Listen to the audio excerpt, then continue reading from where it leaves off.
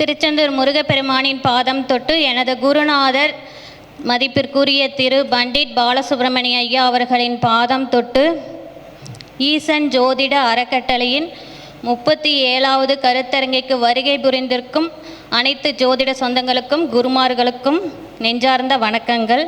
என்னுடைய குருநாதரின் அழைப்பை ஏற்று 9th பேட்ச் மாணவர்கள் இங்கு வருகை புரிந்துள்ளார்கள். அவர்களுக்கு நெஞ்சார்ந்த வணக்கங்கள். அனைவருக்கும் யார் யார் வந்திருக்கீங்கன்னு பேர் தெரியல, அனைவருக்கும் நெஞ்சார்ந்த வணக்கங்கள். இன்று நாம் பார்க்க இருக்கும் தலைப்பு விதியன். விதியன் அப்படின்னா நீங்கள் பிறந்த தமிழ் தேதி தான் விதியன். நீங்கள் பிறந்த தமிழ் தேதி தான் விதியன். இதை கண்டுபிடித்தவர் நம்ம குருநாதர் தான். இதை எடுத்து நாங்கள் அதை காப்பி அடித்து தான் எல்லோரும் பேசுகிறோம்.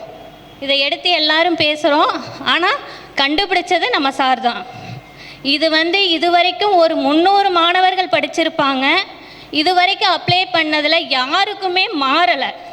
அந்த விதியன் அப்ளை பண்ணதில் யாருக்கும் மாறலை. எல்லாத்துக்கும் 100% பர்ஃபெக்டாக ரிசல்ட் கொடுத்தது. கிளைண்ட் ஆகட்டும் எல்லாருக்குமே பர்ஃபெக்டாக ரிசல்ட்டை கொடுத்தது. எல்லோரும் வீடியோஸ் பார்த்துருப்பீங்க. சாரு ஏற்கனவே பேசிக்கிட்டாரு. இப்போ நான் எடுத்திருக்கேன் இந்த தலைப்பு விதியன். நீங்கள் பிறந்த தேதி 1 இல்லை 10 இந்த மாதிரி வந்ததுன்னா சூரியன் தான் உங்களுக்கு விதியன். 1, 10 இந்த மாதிரி தேதிகளில் பிறந்திருந்தீங்க அப்படின்னா சூரியன் தான் விதியன். சூரியன் உங்களுடைய லக்னத்துக்கு எந்த பாவமாக வருதுன்னு பாருங்கள். கால தேவனுக்கு பார்க்க வேண்டாம், உங்களுடைய லக்னத்துக்கு எந்த பாவமாக வருதுன்னு பாருங்கள். அந்த பாவ சம்பந்தமான துறையில் இருப்பீங்க. இல்லை என்றால் அந்த பாவமான துறைக்கு நீங்கள் வந்துடுவீங்க. அந்த கிரகம் நன்றாக இருந்தது அப்படின்னா ஒரு அரசாங்க வேலையிலையோ அரசாங்கம் சம்பந்தமான ஏதோ ஒரு உத்தியோகத்தில் இருப்பீங்க.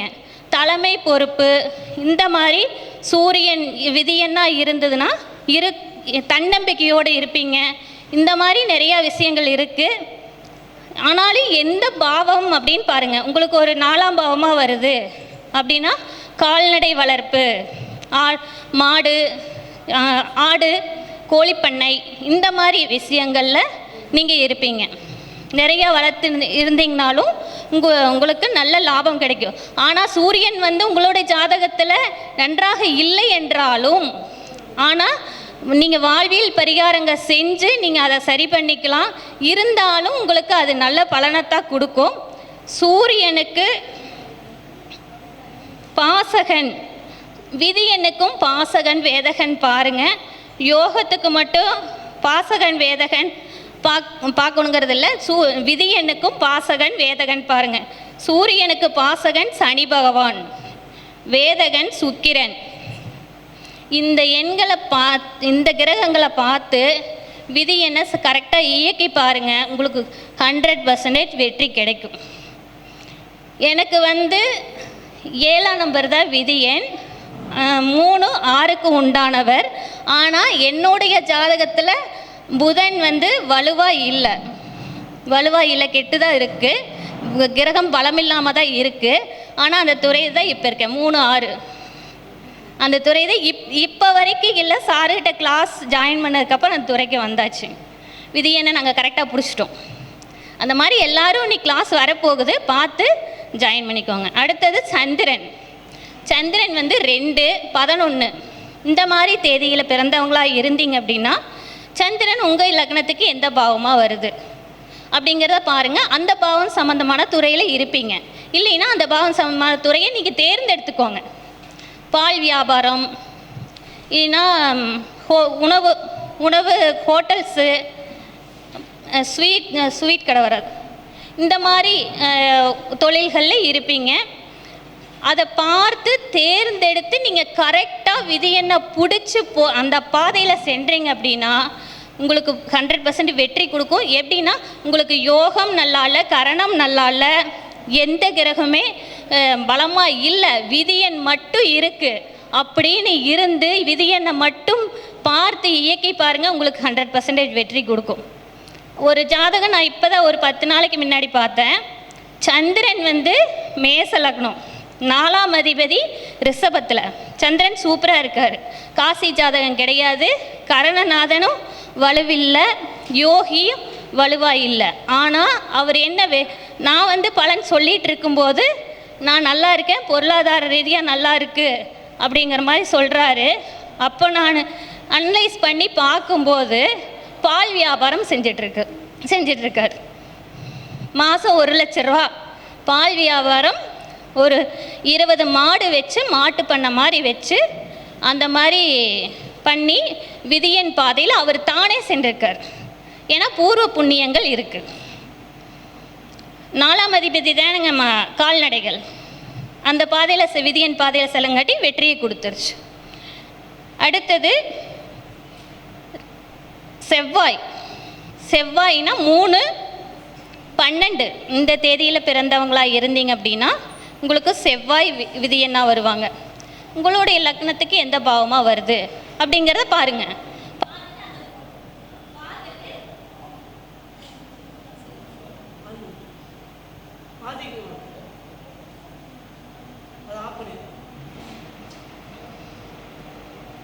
செவ்வாயை ஸ்டார்ட் பண்ணோன்னா சிகப்பு கலர் வந்துடுச்சு. என்ன இது? செவ்வாயை ஸ்டார்ட் பண்ண பிரபஞ்சம் சிவப்பு கலரை கொடுக்குது. 3ஆம் நம்பர் விதி எண் செவ்வாய் கைக்கு வந்துருச்சு. உங்களுடைய லக்னத்துக்கு எந்த பாவமாக இருக்குன்னு எல்லாரும் அப்ளை பண்ணி பாருங்கள். ஒரு மீட்டிங்க்கு வர்றீங்கன்னா 3 கருத்து எடுத்துகிட்டு போகணும். அதை எடுத்துகிட்டு போய் நீங்கள் அப்ளை பண்ணி பார்த்து அதுக்குண்டான டவுட்ஸை நீங்கள் இங்கே கேட்கணும். அப்போ தான் நாங்களும் தரவாகும். அந்த மாதிரி யூஸ் பண்ணி பாருங்கள். உங்கள் செவ்வாய்க்கு பாசகன் சூரியன், வேதகன் புதன். செவ்வாய்க்கு பாசகன் சூரியன், வேதகன் புதன். வேதகன் உங்களுக்கு எந்த நிலைமையில் இருக்காருன்னு பார்த்துக்கோங்க. இப்போ ஜிஜி முருகன் ஐயா பேசிட்டு போனார். வேதகன் புத்தி நடக்கும்போது நீங்கள் எந்த பரிகாரம் செய்தாலும் பலிக்காது என்று. கோவில் பரிகாரம் செய்தால் பலிக்காது, வாழ்வியல் பரிகாரம் பலிக்கும். வாழ்வியல் பரிகாரம் செஞ்சிங்கன்னா அது 100% உங்களுக்கு பலிக்கும். அடுத்தது குரு பகவான். அடுத்தது 4ஆம் நம்பர் ராகு பகவான் வருவாங்க. ராகு பகவான் எந்த நட்சத்திரத்தில் இருக்கிறாரோ அந்த நட்சத்திரத்தின் அதிபதியை விதியன்னா எடுத்துக்கோங்க. ராகு பகவான் இப்போ அவிட்ட நட்சத்திரத்தில் இருக்கார் அப்படின்னா செவ்வாயை விதியன்னா எடுத்துக்கோங்க. செவ்வாய் உங்கள் லக்னத்துக்கு எந்த பாவமாக வர்றாரோ அந்த பாவம் சம்பந்தமான தொழிலை எடுத்து செய்யுங்க, உங்களுக்கு வெற்றியை கண்டிப்பாக கொடுக்கும்.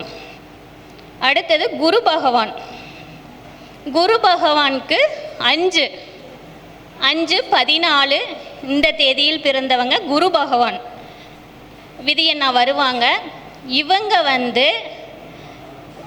குரு நன்றாக இருந்தது அப்படின்னா திருச்செந்தூர் வழிபாடு, ஜீவசமாதி வழிபாடு இதையெல்லாம் நன்றாக கெட்டியாக பிடிச்சிங்க அப்படின்னா உங்களுக்கு 100% வெற்றியை கொடுக்கும். அதிகமாக இந்த விதியன் உங்களுக்கு நல்லா இருந்ததுன்னா அதிகமாக உங்களுக்கு லட்டு சாப்பிட்ணுன்னு இருக்கும். கொண்டக்கடலை, உருளைக்கிழங்கு இதெல்லாம் அதிகமாக சாப்பிடணும்னு தோணும்.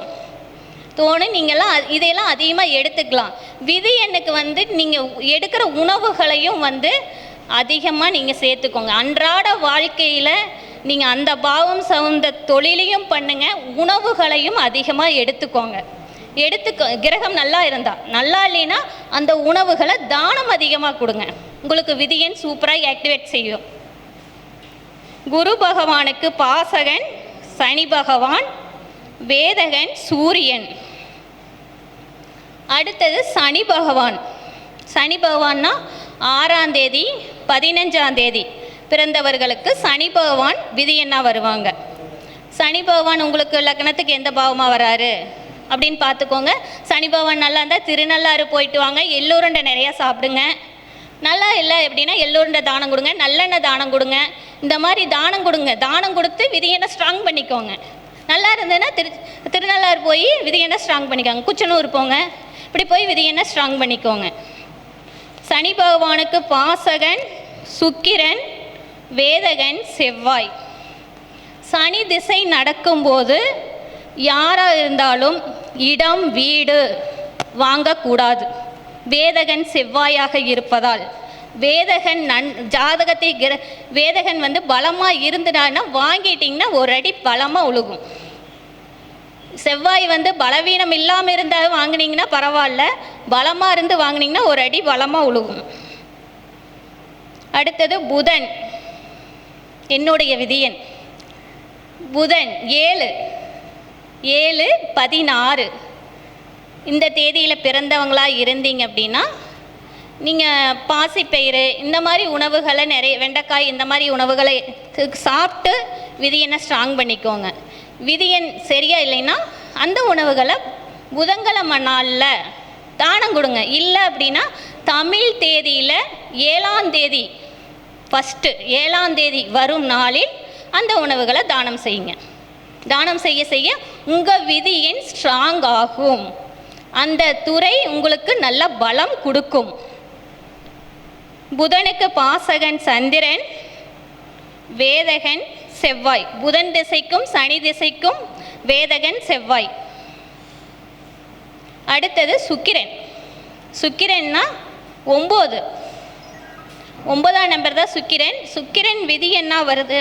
9/18 இந்த தேதியில் பிறந்தவங்களாக இருந்தீங்கன்னா உங்களுக்கு வந்து சுக்கிரன் விதி என்ன வருவாங்க. உங்களுக்கு சுக்கிரன் விதி என்ன வரும்போது நீங்கள் சுக்கிரனை பலப்படுத்தணும் அப்படின்னா ஸ்ரீரங்கம் போயிட்டு வாங்க. ஸ்வீட் நிறையா சாப்பிடுங்க. வெள்ளிக்கிழமை நாளில் 9ஆம் தேதி வரும் நாளில் ஸ்வீட் நிறையா சாப்பிடுங்க. கிரகம் நல்லா இருந்துச்சுன்னா, நல்லா இல்லை அப்படின்னா தானம் கொடுங்க. கொடுத்து விதி எண்ணை பலப்படுத்திக்கோங்க. விதி எண்ணுக்குன்னு தனியாக கோவில் கிடையாது. நம்மளே அன்றாட வாழ்க்கையில் பலப்படுத்திக்கணும். பலப்படுத்திக்கும் போது உங்களுக்கே மாற்றம் தெரியும். எல்லாமே ஒவ்வொரு விஷயங்களும் சின்ன சின்ன விஷயங்கள் தான். அதை கரெக்டாக பார்த்து பயன்படுத்தினீங்கன்னா நீங்கள் தான் வெற்றியாளர். உங்கள் கையில் தான் வெற்றி இருக்குது. வேற எங்கேயும் தேட வேண்டியது. வெற்றி நம்மிடம் தான் இருக்குது. வேறு வெளியே நம்ம தேடணுங்கிற அவசியம் இல்லை. அடுத்து வந்து கேதுனா 8. கேதுனா 8ஆம் தேதி பிறந்தாங்க அப்படின்னா கேது என்ன நட்சத்திரத்தில் இருக்காருன்னு பார்த்து அந்த நட்சத்திரத்தை அதிபதியை விதியன்னா நீங்கள் எடுத்துக்கோங்க. எடுத்துட்டு அந்த உணவுகளை நல்லா சாப்பிடுங்க. இல்லைன்னா கிரகம் பலமாக இல்லைன்னா தானம் கொடுங்க.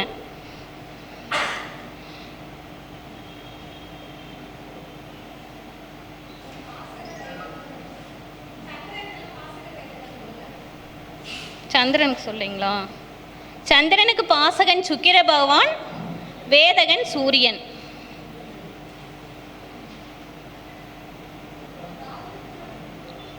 ராகு வந்து ராகு என்ன நட்சத்திரம் நிற்கிறாரோ அந்த நட்சத்திர அதிபதியை நீங்கள் விதியன்னு எடுத்துக்கோங்க. பாசகன் வேதகன் கிடையாது. ராகுக்கும் கேதுவுக்கும் பாசகன் வேதகன் கிடையாது. ராகு வந்து இப்போ உங்கள் அவிட்ட நட்சத்திரம் நிற்கிறார் அப்படின்னா நீங்கள் செவ்வாயை விதியன்னு எடுத்துக்கோங்க. செவ்வாய்க்கு பாசகன் வேதகன் எடுத்துக்கோங்க. திருவாதிரையில் இருக்கு. அப்போ ராகு சுயசாரமே வாங்கியிருக்கு. அப்போ அதனுடைய வீட்டதிபதி எடுத்துக்கோங்க.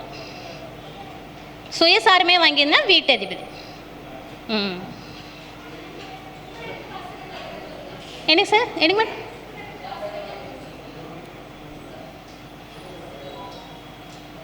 சுக்கிரனுக்கு பாசகன் புதன், வேதகன் சனி பகவான்.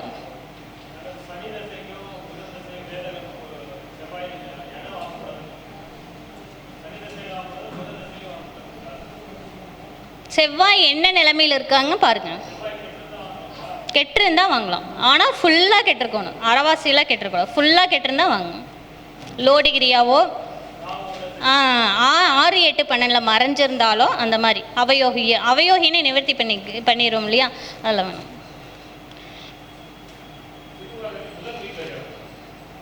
புதனை எடுத்துக்கோங்க. பாசிப்பயிறு, வெண்டைக்காய் இந்த மாதிரி உணவு டெய்லி சாப்பிட்டு.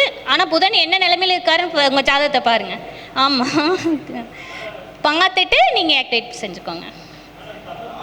உங்களுக்கு செவ்வாய் விதியன் நான் பார்த்துட்டேன்.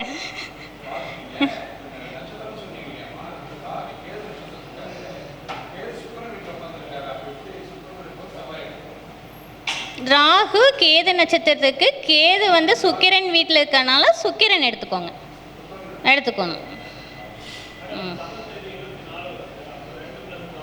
6 சனி பகவான். இதுவரை எனது உரையை கேட்டுக்கொண்டிருந்த அனைவருக்கும், ஜோதிடம் மாணவர்களுக்கும் குருமார்களுக்கும் எனது நெஞ்சார்ந்த நன்றிகள். ஈசன் ஜோதிட அறக்கட்டளையின் 37வது கருத்தரங்கில் பேச வாய்ப்பளித்த எனது குருநாதருக்கும் மேடம் அவர்களுக்கும் நன்றி.